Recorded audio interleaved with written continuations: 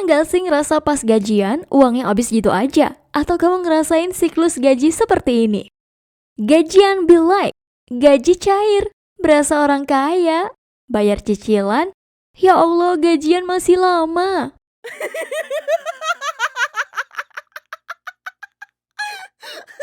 Oke, kita sih berharap kamu gak merasakan seperti di gambar tadi ya. Tapi kalau kamu ngerasanya habis gajian malah boros untuk beli keperluan yang mungkin cuma lapar mata, alias gak butuh-butuh banget, mending kamu nonton video ini sampai habis untuk tahu bagaimana cara nyimpan uang atau menabung.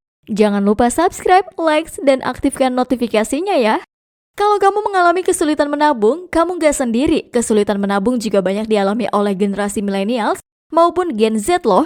Menurut Felicia Putri Ciasaka, seorang pengusaha dan juga konten kreator yang berfokus pada edukasi investasi, millennials dan Gen Z gak memiliki kemampuan memanage uang dengan baik nih. Terus generasi ini cenderung boros dan gak terlalu peduli sama investasi atau menabung untuk kebutuhan yang akan datang. Ada banyak faktor nih yang bikin kaum millennials dan Gen Z boros dan sulit menabung. Pertama, kemajuan teknologi terutama segi perbelanjaan seperti e-commerce atau marketplace yang banyak menyediakan fitur dan juga diskon hingga voucher untuk memudahkan kamu berbelanja secara online. Jadi cuma lewat smartphone, siapapun bisa belanja dari antar kota, provinsi maupun luar negeri. Barang yang kamu inginkan langsung sampai ke rumah. Kedua, adanya sistem pembayaran cashless atau melakukan transaksi dengan bukan lewat uang cash tapi melalui bank transfer, kartu kredit, e-wallet, dan lain sebagainya. Memang kedengarannya sistem ini sangat praktis ya, jadi kita nggak perlu bawa banyak uang tunai. Tapi siapa sangka, justru sistem cashless ini jadi bumerang dan membuat orang jadi sering belanja tanpa berpikir berapa banyak uang yang nantinya akan ditabungkan.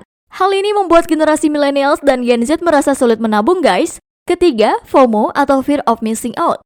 Yes, FOMO adalah ketika seseorang yang merasa takut ketinggalan hal-hal yang lagi tren. Misalnya ada smartphone keluaran terbaru. Nah, kita jadi pengen nih karena banyak artis atau influencer yang berbondong-bondong beli dan mempromosikannya. Padahal bisa dibilang harganya nggak murah loh. Tapi karena antusias, orang-orang begitu besar jadinya kita nggak mau ketinggalan. Nah, apakah 3 poin tadi kamu ngerasain juga? Kalau ya, yuk kita cari tahu gimana sih biar bisa menabung dengan efisien sehingga kamu bisa memperbaiki diri dan menghemat pengeluaran dengan 5 cara menabung berikut ini. Pertama, buat anggaran keuangan. Dari permasalahan yang tadi, orang-orang nggak bisa nabung karena nggak bisa ngatur keuangan guys. Jadinya boros nih. Makanya buat anggaran keuangan itu bisa menjadi salah satu kunci kita bisa nabung loh. Yang bisa kamu lakukan pertama kali adalah tulis pendapatan dan pengeluaran kamu secara rutin. Setelah itu kamu kurangin deh pendapatan dan pengeluaran kamu. Cara sederhana yang bisa kamu lakukan adalah buat daftar barang yang kamu gunakan rutin selama sebulan. Seperti makanan, transport, kesehatan, skincare, atau tempat tinggal. Kalau kamu bingung atau lupa uangnya habis buat apa, kamu bisa tinjau ulang dengan minta mutasi rekening selama sebulan ke bank yang kamu gunakan. Tapi ini hanya untuk cashless ya. Untuk yang cash atau uang tunai sayangnya belum bisa di-track kalau dari awal kamu gak catat di pengeluaran harian. Dari situ akan kelihatan mana aja pengeluaran kamu yang gak penting. Kalau misalkan setelah dihitung pengeluaran kamu lebih banyak dari yang dihasilkan, maka kamu harus cek lagi nih, terus evaluasi anggaran kamu. Entah itu jadinya malah motong pengeluaran yang gak perlu atau menghilangkan pengeluaran yang seharusnya gak kamu butuhkan.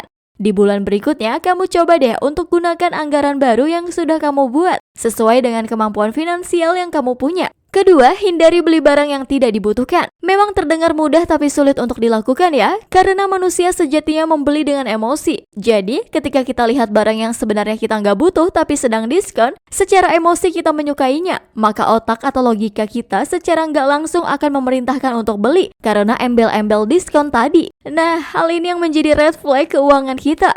Apalagi ini jadi habit yang sulit dihilangkan. Tapi tenang, kita akan bahas ada cara biar kamu stop beli barang yang sebenarnya nggak kamu butuhkan. Langkah awal sederhana yang bisa kamu ikuti adalah coba deh jangan langsung check out atau beli. Tapi periksa barang tersebut ada di rumah atau enggak. Siapa tahu kamu udah punya barang yang sama, atau kamu bisa nih nunggu sampai beberapa hari. Karena biasanya itu cuma lapar mata alias nafsu sesaat. Rasa ingin itu akan hilang kalau kamu memang nggak butuh. Kalau itu masih belum ngaruh, coba buat list belanja sesuai anggaran keuangan yang sudah kamu buat. Nah, kamu belanja sesuai dengan anggaran itu. Jangan lebih. Usahakan juga selama belanja kamu nggak lebih dari 45 menit di dalam supermarket atau minimarket. Selamat nyoba ya! Ketiga, gunakan aplikasi keuangan. Smartphone saat ini sudah menyediakan berbagai aplikasi untuk bantuin kamu ngelola uang sehari-hari dengan mudah loh, ada banyak dan gratis. Selain mengelola uangmu, aplikasinya juga canggih, karena bisa jadi pengingat kamu untuk bayar cicilan, tagihan, dan lain sebagainya. Kamu juga bisa buat tabungan dengan target tertentu. Tinggal tentukan nominal target hingga setup kapan kamu ingin goalsmu tercapai. Tapi pastikan kamu menggunakan aplikasi terpercaya dan keamanan data pribadi kamu aman ya. Keempat, cari tabungan yang sesuai. Ada banyak jenis tabungan yang tersedia di Indonesia. Kamu tinggal pilih nih uangnya ditabung atau akan kamu investasikan.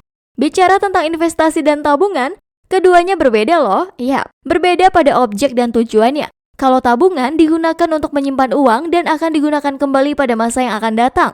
Lain halnya investasi yang pada dasarnya dilakukan sebagai upaya untuk menambah nilai atau nominal uang dari aset yang kamu miliki. Keduanya juga punya risiko yang berbeda. Kalau menabung, risiko yang terjadi mungkin kehilangan. Bisa jadi karena sistem di tempat kamu menabung yang kurang aman.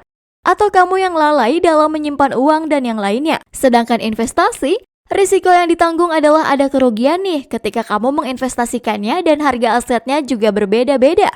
Namun sebelum kamu berinvestasi, ada kalanya kamu review atau analisa terlebih dahulu profil risiko sebelum membeli ya. Ini penting, karena tingkat risiko investasi sebanding dengan keuntungan yang akan kamu dapatkan. Makin tinggi keuntungan, makin besar juga risiko yang akan kamu terima. Ngomongin soal keuntungan, ada bedanya lagi nih antara investasi dan tabungan. Kalau nabung di bank, kamu biasanya akan mendapatkan tawaran bunga sebesar 1-2% per tahun. Relatif kecil ya, tapi tenang aja. Kalau kamu ingin dapat lebih banyak bunga, kamu bisa tabung uangmu dalam bentuk giro atau deposit. Sedangkan investasi, itu semua tergantung dengan jenis investasi yang kamu pilih. Misal kamu pilih investasi di saham. Nah, di sini kamu bisa dapatkan keuntungan yang besar. Tapi catat, semakin tinggi keuntungan yang kamu dapat, semakin tinggi juga risiko kerugian yang akan kamu dapatkan. Tapi tenang aja. Ada juga kok investasi yang tingkat kerugiannya kecil, yaitu reksadana, obligasi. Kamu bisa berinvestasi dengan tingkat risiko yang lebih kecil. Jadi pilih mana? Kamu yang memutuskan. Kelima, tetapkan tujuan untuk menabung. Punya goals tabungan ini sangat membantu kamu yang merasa boros loh. Tapi sebelumnya kamu menentukan goalsmu. Coba deh kamu jawab pertanyaan di bawah berikut ini. Apa yang sangat kamu inginkan dalam waktu dekat? Apa yang sangat kamu inginkan dalam waktu 5-10 tahun ke depan? Apa yang membuatmu ingin sampai ke tahap financial freedom? Yes, there is a big why. Atau alasan utama mengapa kamu ingin menabung. Dikutip dari buku Start With Why, karya Simon Sinek, why inilah yang akan menjadi bensin kamu untuk bisa capai tujuan dengan mudah. Why ini juga seringkali membuat seseorang gagal dan menjadi pesimis karena kehilangan spirit dalam mencapai sesuatu. Dan why ini adalah tujuannya. So, apa tujuan utama kamu menabung? Kamu sendiri yang tahu jawabannya. Itu tujuan lewat perspektif Big Why. Namun, ada banyak manfaat lain dari menabung karena yang bisa kamu dapatkan yaitu, pertama, punya dana darurat ketika terjadi sesuatu pada kita. Nah, ini langkah awal kita mengantisipasi kebutuhan yang datang tak terduga. Dana darurat ini sangat amat bantu kamu, seperti ketika sakit, asuransi nggak bisa nanggung. Sanak saudara ada yang meninggal, terkena pemutusan hubungan kerja, atau PHK, atau bahkan hal-hal yang tak terduga lainnya. Walaupun semua itu adalah hal yang sangat tidak diinginkan, namun menyiapkan dana darurat akan sangat membantu kamu ketika berada di kondisi tersebut. Kedua, finansial dan cash flow jauh lebih aman dan sehat. Punya tabungan membuat kamu lebih dekat dengan zona aman dalam segi finansial loh. Karena seseorang yang punya tabungan akan jauh lebih tenang dalam menghadapi kebutuhan yang akan datang secara terduga maupun tidak terduga. Lain halnya dengan seseorang yang tidak memiliki tabungan sama sekali. Keuangan kamu akan down begitu dihadapkan masalah finansial. Seperti kata pepatah, save it for rainy days. Ketiga, mudah mencapai kebebasan finansial. Forbes menyebut kebebasan finansial dapat dicapai ketika kita punya kontrol atas uang kita, bukan sebaliknya. Seperti di masa tua nanti, kita nggak perlu kerja keras untuk menghidupi diri kita, tapi kita bisa bekerja karena kita mau. Nggak heran ya, orang-orang mau banget ada di kondisi bebas finansial di masa tua nanti tanpa harus khawatir soal uang. Nah, itulah beberapa manfaat dari menabung. Oh ya, kamu harus ingat, video ini hanya tetap sebagai video kalau kamu nggak mau praktek dan konsisten. Sebab untuk mewujudkan tujuan goals kita dalam menabung gak gampang. Butuh tekad yang kuat, konsisten melakukan habit baru, hingga mau disiplin pegang teguh komitmen kamu ketika mengelola finansialmu. Oke, terima kasih telah menonton. Jangan lupa like, komen, dan subscribe untuk konten-konten menarik lainnya yang mungkin akan membantu kita menjawab salah satu pertanyaan penting dalam hidup. Kapan kaya?